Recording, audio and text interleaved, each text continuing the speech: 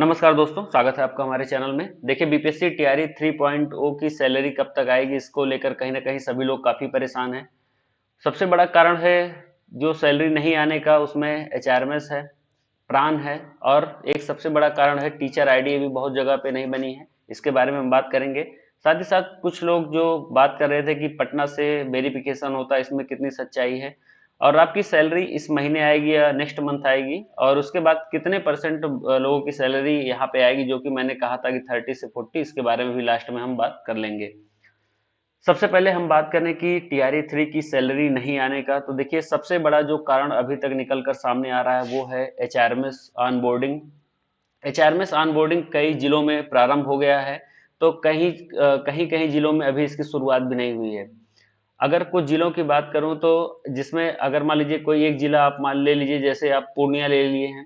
पूर्णिया में मान लीजिए कई प्रखंड होंगे, तो सभी प्रखंड में अभी पूर्ण रूप से एचआरएमएस ऑनबोर्डिंग का काम नहीं हुआ है।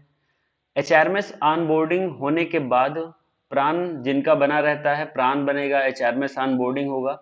उसके बाद क्या होता है कि ये जो आपका सारा डॉक्यूमेंट है, ये एचआरएमएस और प्राण के साथ पुनः एक बार पटना मुख्यालय पे भेजा जाएगा, जो शिक्षा विभाग का है। इसका जो प्रोसेस होता है, पहले एक ध्यान से प्रोसेस आप लोग सुन लीजिएगा, उसके बाद आप लोग कमेंट करिएगा कि किन किन जिलों में भी आया है और किन किन जिलों में अभी सैलरी नहीं आई है। देखिए, फिर पटना से ये वेरिफिकेशन कितने दिनों के बाद वापस जिले में लौटता है, ये एक मेजर कारण रहता है आपकी सैलरी आने और सैलरी को लेट होने में। तो जो मैंने अभी तक पता किया है, उसका सबसे बड़ा यहाँ यही निचोड़ निकल कर आया है कि पटना से वेरिफिकेशन होने के बाद जब यहाँ पे डीपी ऑफिस में वापस आता है आपका डॉक्यूमेंट, उसके बाद फिर जो है आपका यहाँ पे सैलरी देने का काम जिला वाले करते हैं। तो सबसे बड़ा यहाँ पे एचआरएमएस है, प्राण है, और जो टीचर आईडी अभी बहुत लोगों की नहीं बनी है, तो इससे कहीं ना कहीं आप जो है इस इच्छा कोष ऐप में रजिस्टर्ड नहीं हो पाएंगे, तो ये एक रुकावट आपकी हो सकती है बाद में आप जब ट्रांसफर लेते हैं या और तरीके का काम कुछ करते हैं तो। अब बात है कि क्या सैलरी जो है, वेतन इस महीने आएगा कि नहीं। देखिए, मैं अगर आपसे बात करूं कि वेतन के बारे में, तो यहाँ पे कुछ जिलों में जैसे कि आया है वेतन, जो मैंने पहले बात किया था। तो यहाँ पे मुजफ्फरपुर जैसे हो गया था, और यहाँ पे कुछ लोग गया की भी बात कर रहे हैं। आप लोग कमेंट करिएगा कि आपका यहाँ पे सैलरी आया कि नहीं, जो डिस्ट्रिक्ट की मैं बात कर रहा हूँ, कितने जिलों में यहाँ पे सैलरी आ गई है। और साथ ही साथ किशनगंज को लेकर भी बहुत लोग बोल रहे हैं, किशनगंज को लेकर यहाँ पे कि उनकी सैलरी आ चुकी है मई जून महीने की। जैसा कि मैंने भी एक लोगों से पता किया, तो यहाँ पे जो है सैलरी कुछ लोगों की प्राप्त हो गई है, सभी की नहीं आई है, लेकिन हाँ कुछ लोगों की सैलरी यहाँ पे भी जो है प्रोवाइड करवा दी गई है। तो ऐसे ऐसे कुछ जिले हैं। एक नालंदा जिला है, तो क्या नालंदा में जो है यहाँ पे सैलरी आई है कि नहीं, नालंदा वाले बताएंगे कि सैलरी आई है कि नहीं आई है। और जो अन्य जिले हैं जहाँ पे सैलरी आई है, सभी लोग कमेंट में करके बताइए कि यहाँ पे सैलरी आई है कि नहीं आई है।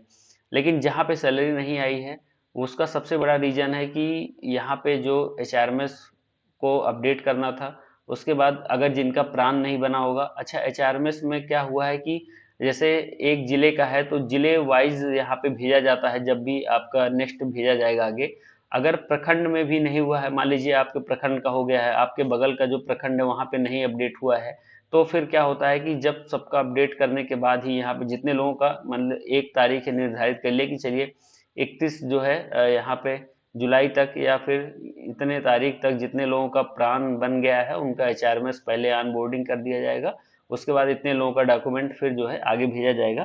लेकिन फिर इतने लोगों का उस जिले के सभी ब्लॉक में, सभी प्रखंड में यहाँ पे अपडेट होना चाहिए, तो जिसको लेकर कुछ ना कुछ समस्या उत्पन्न हुई है।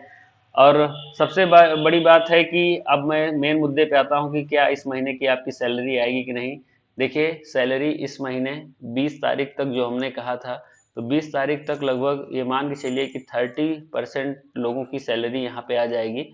30 से 40% जो मेरा अनुमान है वो एकदम ठीक है। और 20 तारीख तक जो है यहाँ पे निर्धारित है कि आप लोगों को सैलरी क्रेडिट कर दिया जाएगा, जिनका सब कुछ यहाँ पे वेरिफिकेशन होके वापस आता है। एक केस में यहाँ पे सैलरी आपकी रुक सकती है, अगर यहाँ पे जो पटना से वेरिफिकेशन होना है, अगर ये चीज़ें लेट होती है यहाँ पे, तब आपकी सैलरी कहीं ना कहीं फिर इस मंथ में नहीं दिखेगी। अगर इस मंथ में आना होगा तो 20 तारीख तक आ जाएगी। अगर इस मंथ में सैलरी 20 तारीख तक नहीं आती है तो आप मान के चलिएगा कि आपकी जो सैलरी है वो फिर कहीं ना कहीं सितंबर में जाएगी, और सितंबर माह में ही फिर आपको सैलरी देखने को मिलेगी सभी लोगों को एक साथ में, TRE 3 वाले जितने हैं। कितने महीने की सैलरी आएगी, तो संभवतः है कि सभी पूरा मई से लेकर और जुलाई अगस्त तक का, पूरा अगस्त तक की सैलरी ये प्रोवाइड करवा देंगे। लेकिन कुछ केसेस में ऐसा हुआ है कि 2-3 मंथ की सैलरी पहले देते हैं, पहले 2 या 3 का देंगे, उसके बाद फिर जो है नेक्स्ट जो है 1-2 मंथ का फिर इस तरीके से दिया जाता है। तो अब आप लोग कमेंट करके बताइए कि आपके ज़िले की सैलरी आई है कि नहीं, साथ ही साथ आपके ज़िले में अभी HRMS ऑनबोर्डिंग का काम हुआ है कि नहीं, और टीचर आईडी कितने लोगों की बन गई है, प्रान कितने लोगों का बना है कि नहीं, ये सभी लोग बताइए आप अपने अपने ज़िलों में, क्योंकि बिना इसके कुछ भी यहाँ पे होना नामुमकिन है। स्पष्ट रूप से एक चीज़ और बता दूं, अभी आप लोग कमेंट के जरूर करेंगे क्योंकि बहुत जिलों में ये सब प्रक्रियाएं नहीं हुई हैं। इसके लिए मैं बार बार बताता हूं कि HRMS आपका है, HRMS आपका DPO जो डिस्ट्रिक्ट प्रोग्राम ऑफिसर होते हैं, जो आप जिला कार्यक्रम पदाधिकारी इनको बोलते हैं, तो ये जिला कार्यक्रम पदाधिकारी के कार्यालय से होगा आपका HRMS ऑनबोर्डिंग वाला काम। प्राण के लिए आप ट्रेजरी में संपर्क करिएगा, ट्रेजरी में नोडल अधिकारी बनाए जाते हैं, तो प्राण के लिए जो आप ENPS वाला फॉर्म फिल किए होंगे उससे यहाँ पे जो है आप संपर्क कर सकते हैं ट्रेजरी ऑफिसर के पास। और उसके बाद एक चीज़ और बचता है, एक चीज़ और मैं हमेशा बताता हूँ, हाँ, टीचर आईडी। आपको टीचर आईडी जो प्रोवाइड होगी वो आपके DO ऑफिस से प्रोवाइड करवाई जाएगी। इसके लिए आप BO ऑफिस के थ्रू भी यहाँ पे अपनी बात को रख सकते हैं। इन तरीकों से आप जाएंगे तो आपका काम जो है बहुत आसानी से और बहुत जल्दी में हो जाएगा। अगर आप डायरेक्ट ट्रेजरी में जाते हैं तो आपको तुरंत जो है प्रान जो है बना के दे देंगे। आप समझ रहे हैं कि प्रान मतलब एक समझ लीजिए कि वेतन आने का सबसे पहला चरण यही होता है कि प्रान आपका जरूर बना होना चाहिए। तो इन विभाग में आप संपर्क करिए। अगर HRMS नहीं बना हुआ है, आप अपने ई शिक्षा कोष से यहाँ पे रेस कर सकते हैं कि अभी हमारा HRMS नहीं बना है, तो आपके विभाग तक ये बात पहुँच जाएगी, मुख्यालय तक बात पहुँच जाएगी कि यहाँ पे कार्य जो है थोड़ा सा लेट हो रहा है। इसका वो कारण वहाँ पे स्पष्टीकरण भी मांग सकते हैं DPO ऑफिस से कि इतना लेट क्यों हो रहा है इन लोगों का जो है सारा प्रोसेस होने में। और कहीं ना कहीं सैलरी बहुत बड़ा मुद्दा है। इस तारीख मान के चलिए कि 20 तारीख तक, या बहुत हद हुआ तो 25, लेकिन अगर 20 से 25 के बीच में नहीं आई सैलरी तो फिर आपको कहीं ना कहीं नेक्स्ट मंथ ही यहाँ पे सैलरी देखने को मिलेगी। और उसका सबसे बड़ा कारण है कि कहीं ना कहीं वेरिफिकेशन में जो देरी होती है वो सबसे बड़ा रीजन होगा। ऑलमोस्ट इस बार काफ़ी लेट हो रहा है, 3 से 4 महीने लग जाएंगे सैलरी सभी के आने में, 5 महीने भी लग सकते हैं क्योंकि कई जिलों में अभी जो है प्रोसेस काफ़ी ज़्यादा स्लो है। तो जैसे ही कुछ नया अपडेट आता है हम आपको अवगत कराएंगे। चैनल पहली बार है तो चैनल को सब्सक्राइब जरूर करिएगा, वीडियो पसंद आया तो लाइक करिएगा, और कमेंट में अपना जो है जो भी आपको सुझाव होगा या जो भी आप चाहते हैं उसके बारे में स्पष्ट रूप से बताइएगा। बहुत बहुत धन्यवाद।